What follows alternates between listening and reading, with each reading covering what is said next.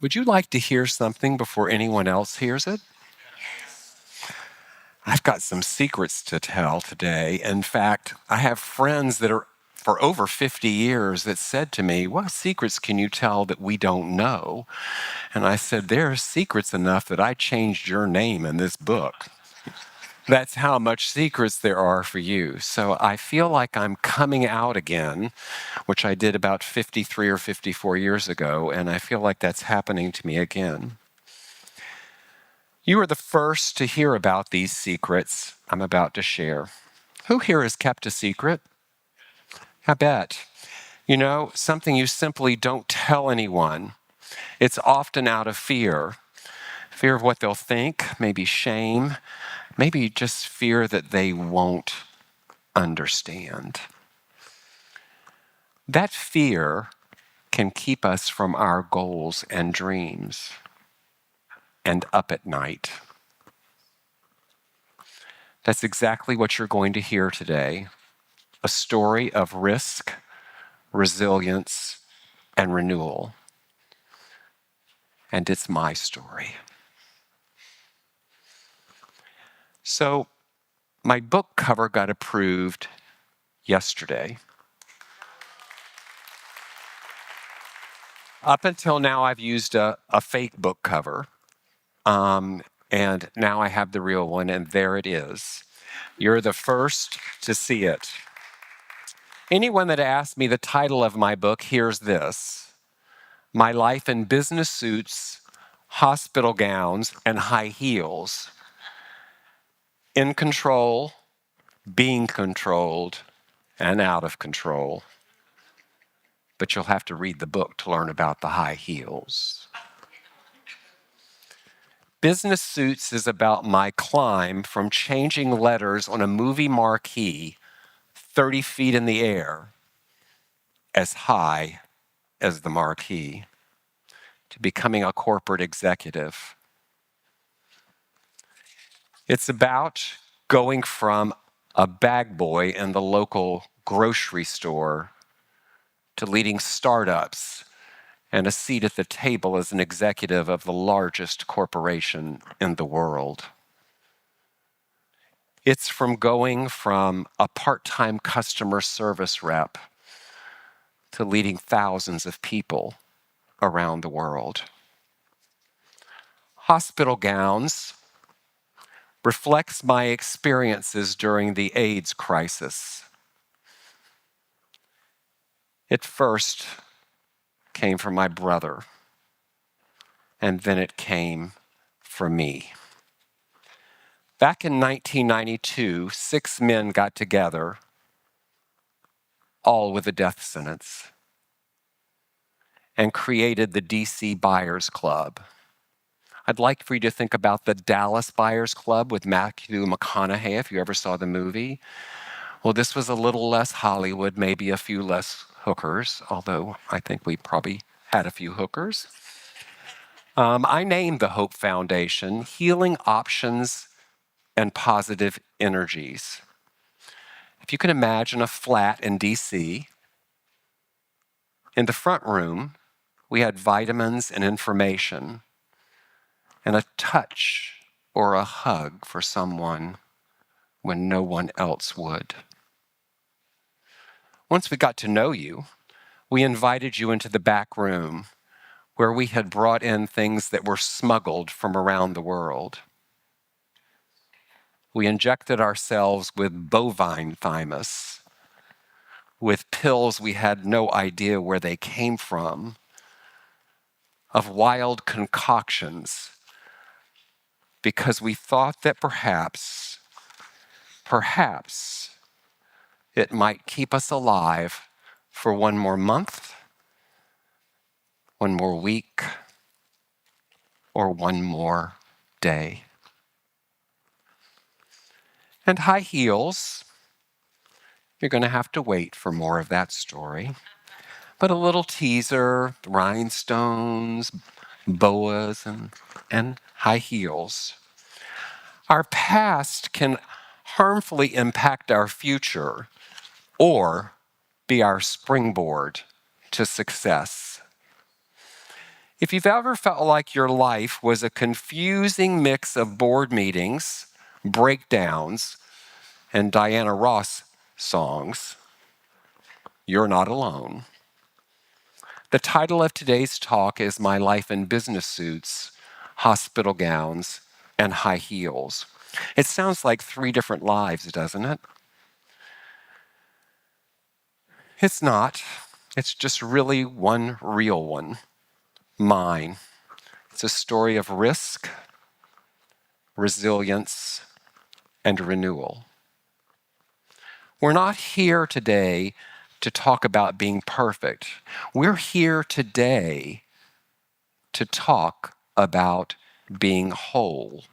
And that wholeness is made up of 3 spiritual forces I know intimately: risk, resilience, and renewal. Let's define each of those so we're singing from the same sheet of music from Misa's songbook.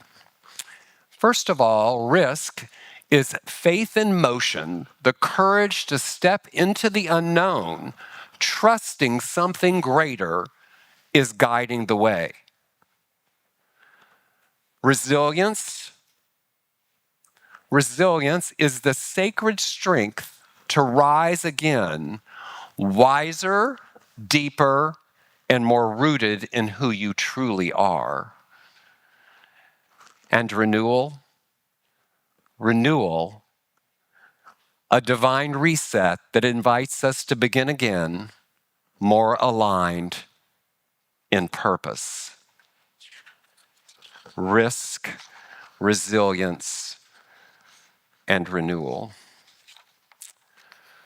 So I have something special to share with you that no one has ever heard. Are you interested? It is the prologue from my book. And I'm going to read it to you. So sit back and get ready for something you're the first to hear.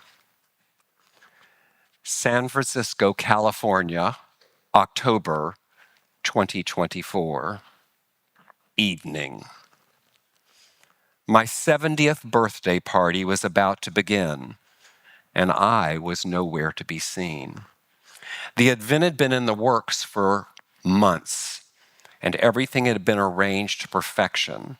The hotel rooftop above Market Street was a seamless mix of intimate and sophisticated.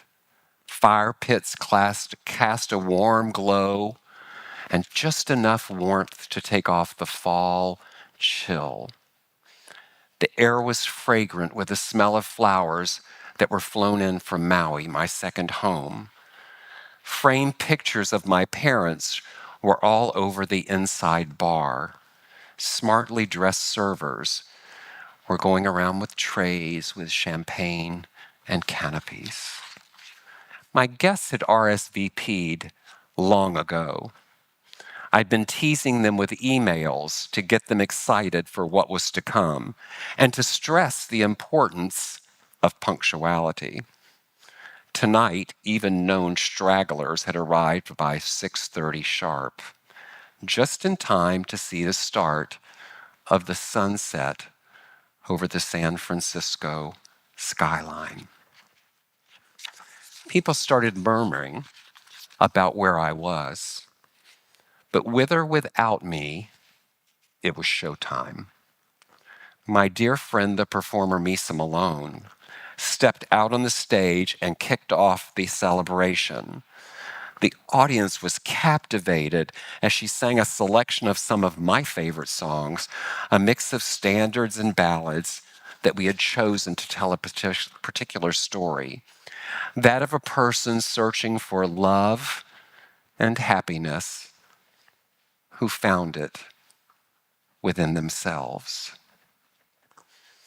I smiled to myself as I thought of my friends whispering to each other in disbelief that I would miss such a performance in my honor. Some probably figured, oh, that's so Tom. He's just waiting and invited us to see this wonderful woman so he could make a grand entrance and surprise us all in his own time. Well, they weren't so wrong. The moment had come.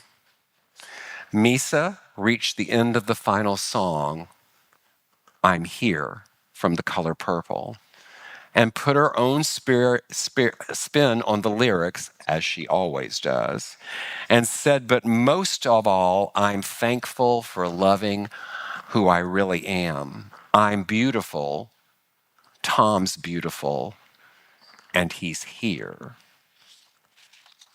As the guests applauded, the MC for the evening took the mic and announced, ladies and gentlemen, the incomparable Rita. It was showtime.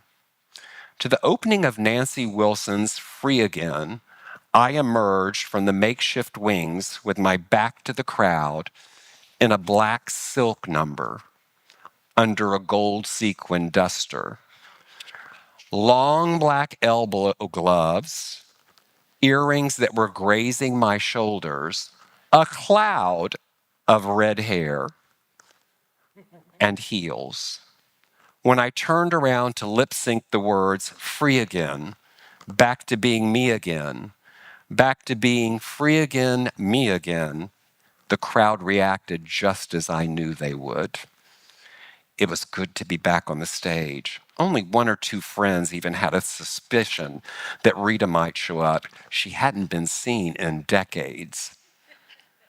But she never could stand to not be good around a good audience. But many more in the crowd understood just how deeply that lyric, back to being me again, resonated with me. In my 70 years, me has meant a lot of different things. I've been the poor little boy who grew up in a shack with no refrigerator and no hot water. The chubby, unathletic kid who didn't fit in anywhere and was teased for being a sissy. The church-going mama's boy on a path to the ministry because I thought it was the right thing to do. I've been a misfit teenager who found his tribe among the theater kids, the pothead college student that gave up the lecture halls for a drag show. I've been the gay man who lived the high life in the 80s until the AIDS epidemic came for those most dear to me.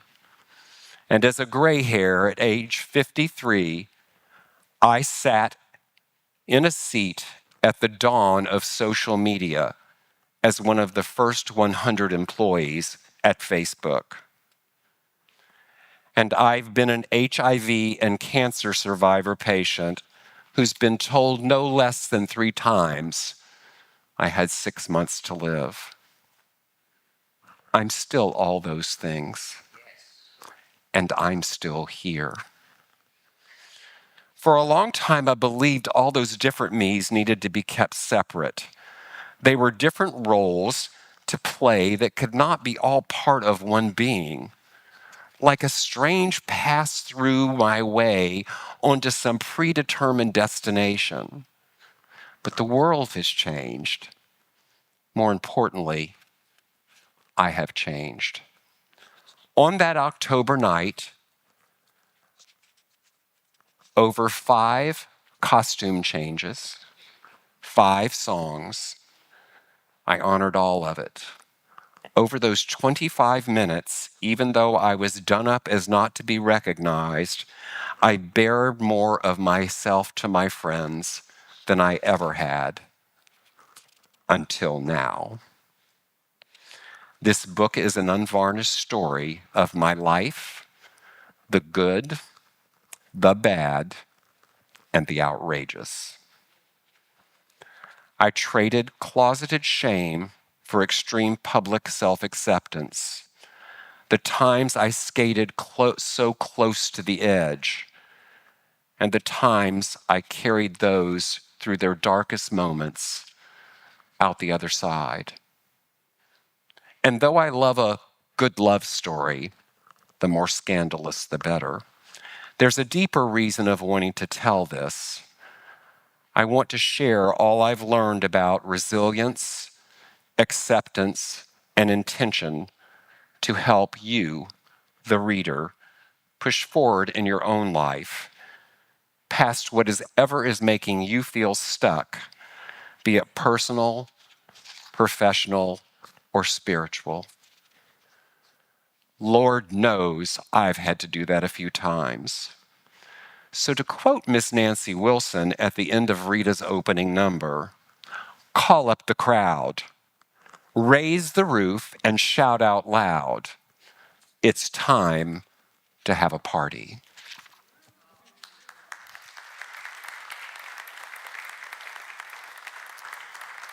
And now I want to show you, because I got to show you, Misa from that night.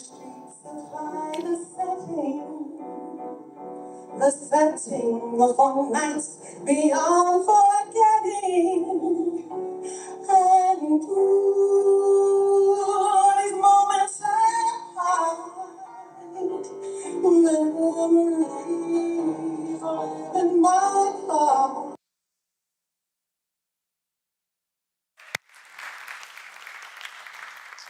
It was a performance I'll never forget as I stood in these makeshift wings watching.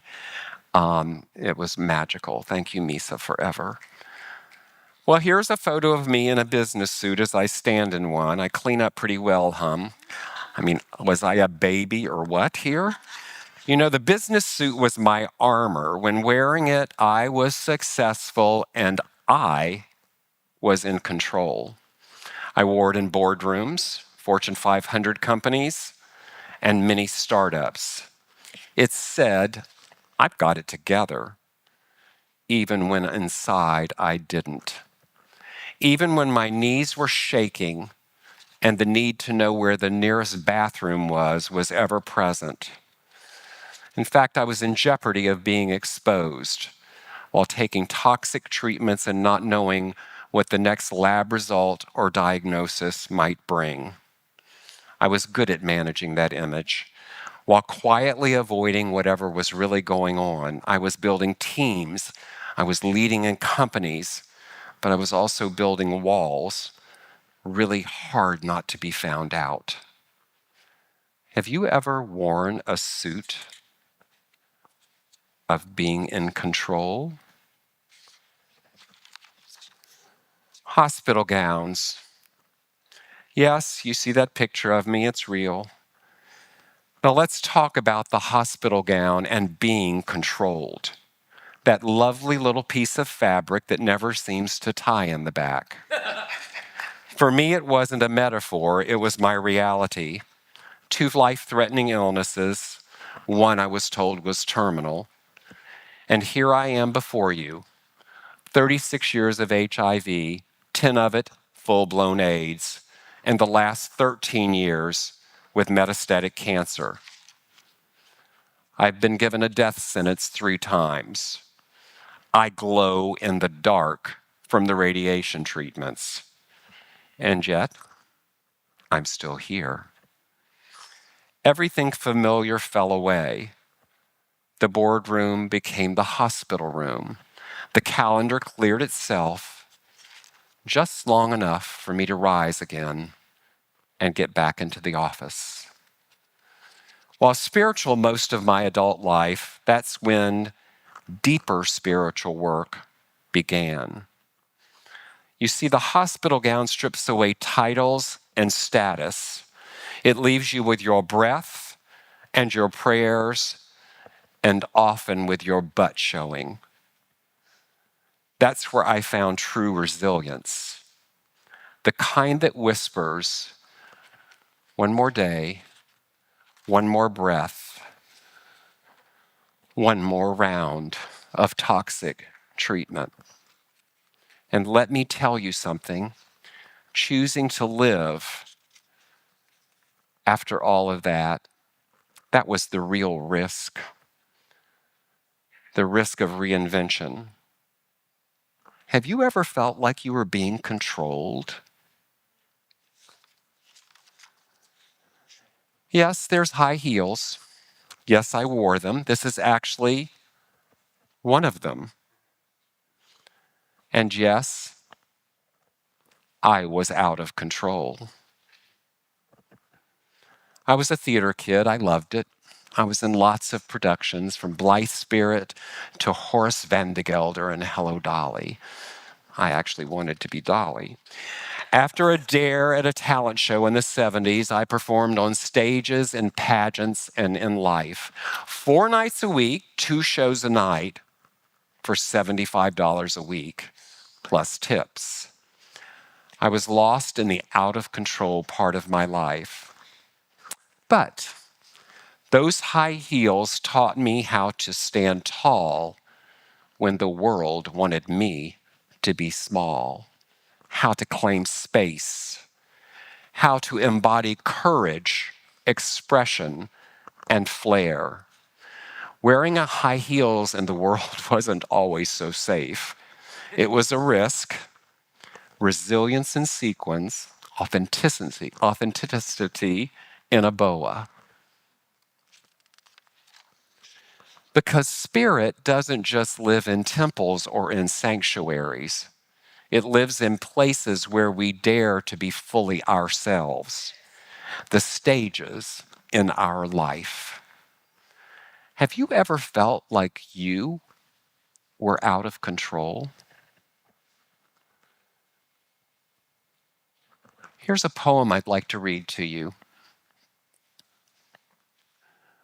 Enough of her, Bruno. I've worn the business suit, survived the hospital gown, and rocked the heels. Every step was sacred, filled with risk, and I built a resilience that empowers everything I am. So, what ties all this together? What brings in control, being control, and out of control into focus? Let's talk about risk again. Maybe a little different twist. Risk, that bold act of stepping beyond the familiar, whether it's leaving a job, walking into radiation, or strutting in heels. Resilience, the inner power to keep going even when nothing makes sense, when outcomes are uncertain and each day you rise is a blessing. And renewal, the quiet promise that something sacred is being born from this mess. It brought me to where I am today, a coach, a speaker, a CEO, an author, the host of my own podcast, Opening Pathways, your board chair. Looking back on my life stories, the stories I share in the book made me who I am today. You have your own suits, hospital gowns, and heels. And whatever season you might be in, whether it be risk, resilience, or renewal, you belong. And your journey has meaning. So, what does it mean to live a spiritual life in business suits, hospital gowns, and high heels? It means you don't have to choose between being powerful and being loving. You can know that the outrageous past is still part of who you are today. You don't have to be perfect to be purposeful. And you don't have to hide your humanity to be human. So whether you're buttoned up, broken open, or strutting into your next chapter, may you remember this. You are enough. You belong. And life It's not done with you yet. Always remember, as our dear Maya, who sat in our rooms one day, says, every storm runs out of rain. Thank you.